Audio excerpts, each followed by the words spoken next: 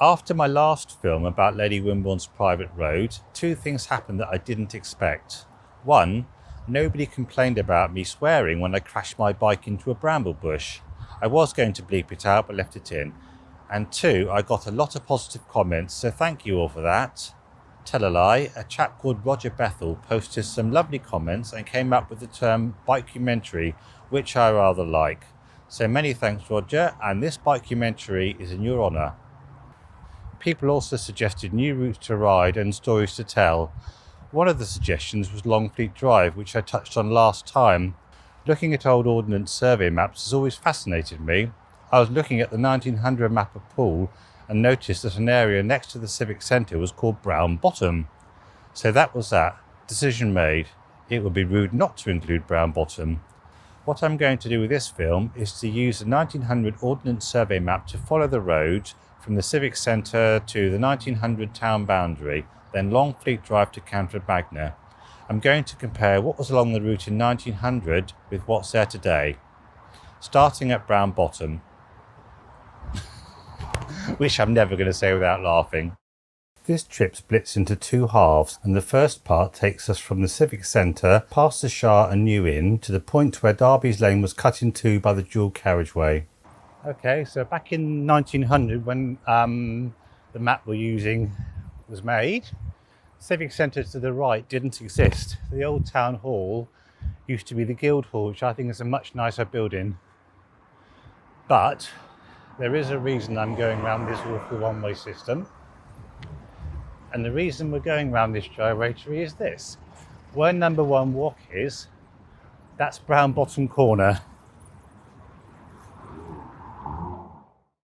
So two things I didn't know that I got from looking at the 1900 map. One, the whole Brown Bottom thing.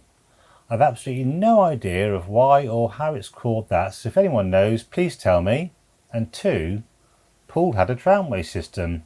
It ran from Poole railway station to County Gates at Westbourne, where it joined up with the Bournemouth tramway system. This is Brown Bottom Corner stop. The Civic Centre was just grass in 1900.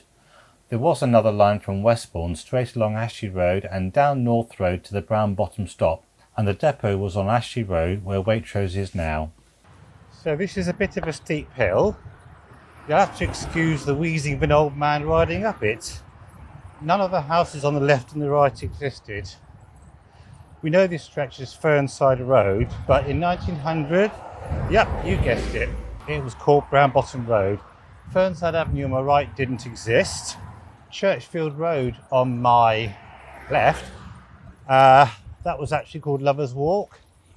Verulam Road on my right didn't exist, it was a track.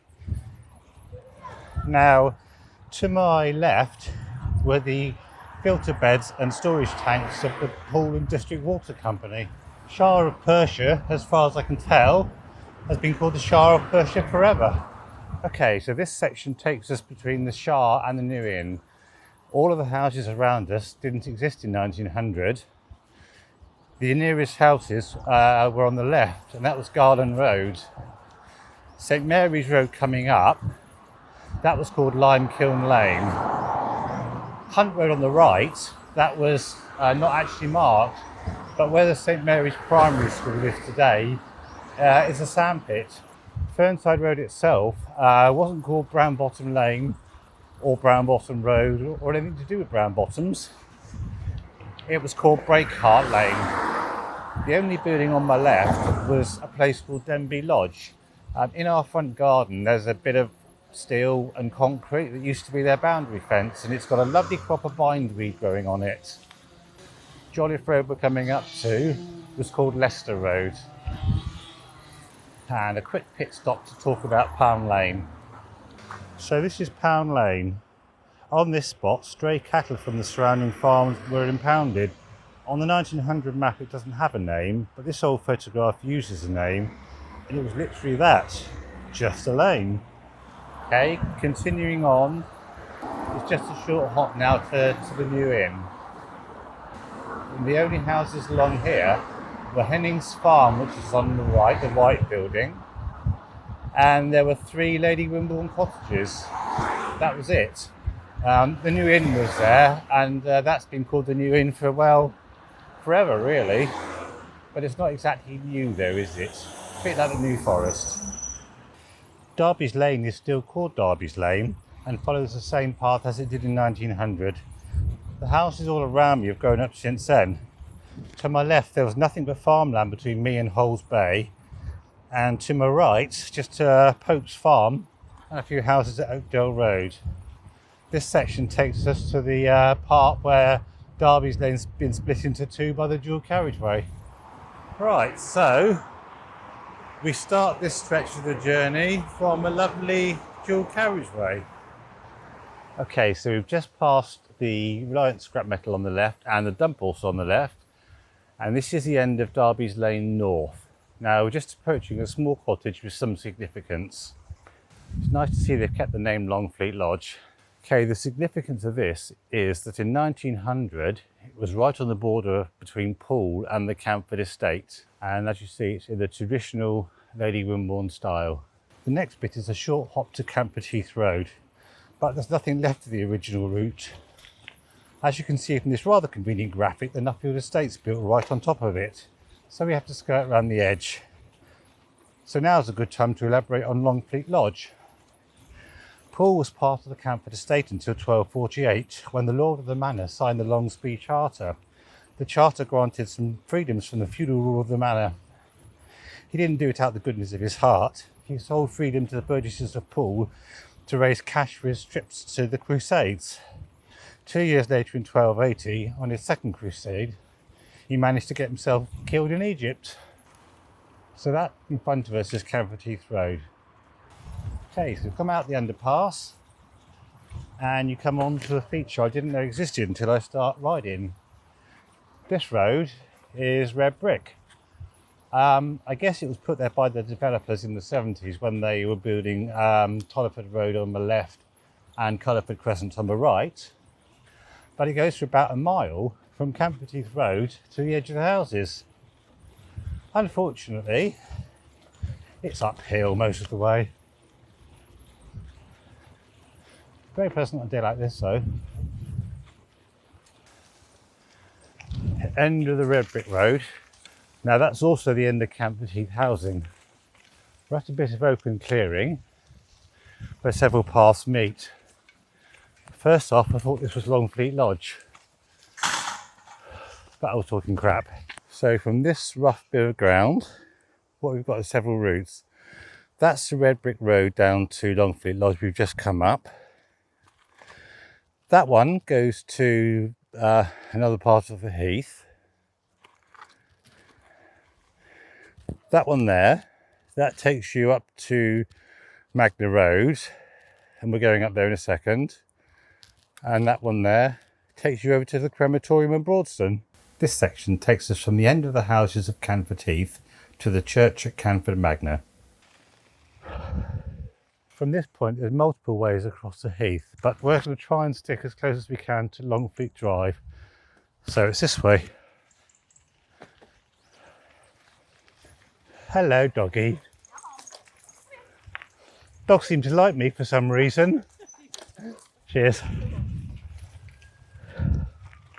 One of the things that started me researching the Canford Estate was this road. My daughter and I were going up to the crematorium on a different ride, and we looked at this road and wondered if it was an abandoned railway line. Then we worked out it was actually part of the Wimborne Estate Road. Looks rather like an old railway line, doesn't it? Oh, and this is where it gets steep. Pity the horses that had to pull carts this way. Okay, so this is still the original route of Longfleet Drive, but we come across one dirty great big obstacle. It's called White's Tip. So that's the original route of the drive, but we're going to have to go this way. And if you thought the tip looks bad today, it used to look like this. Thankfully, it's since been filled and landscaped. So worth pausing here a minute.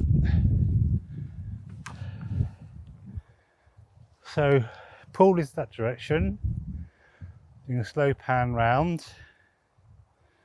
That's going to be Broadston, and that's heading towards Wimborne, and that's a tip. There is another path around the tip, and that goes to the right of it. That's actually easier to ride, but this one is the closest to the original route. And you never see anyone on it either. Let's bring the drone up here one day and not film the tip. This bit's still the same public path, but it's interesting on a bike. Actually, the thing I should point out is this is Rhododendron Drive. If you come down here in the sort of springtime, there's absolutely gorgeous. Whoa! Oh, don't like hills. No, I know. Railway tracks, fantastic. Yeah. You're trying to find the railway track? Good luck with that. I think they're a little bit lost. I think what they're trying to do is find the road. Oh, this is where we walk. Somebody more intrepid might ride down here, but I value the use of my limbs, so we walk. Oh God, I forgot it's a steep bit. We walk. Okay, so the original route used to be to the right. I think we're just past the dump. And Arrowsmith Road's on the left. Oh.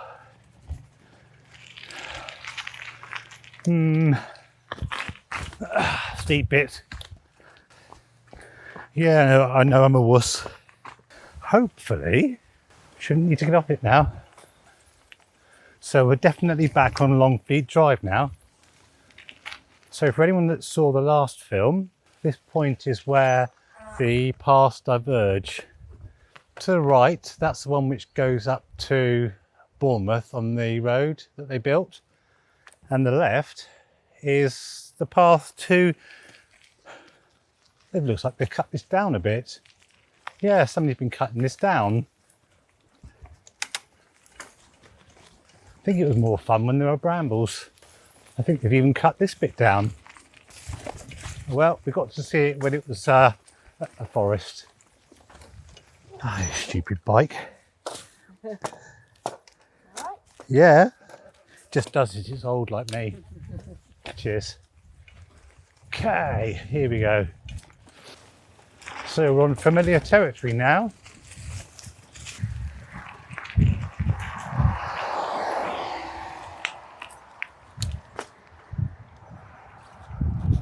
So this is a gatehouse. That's the grounds of Canford School, but once upon a time it was Lady Wimborne's manor house. Yeah, let's go on a bit.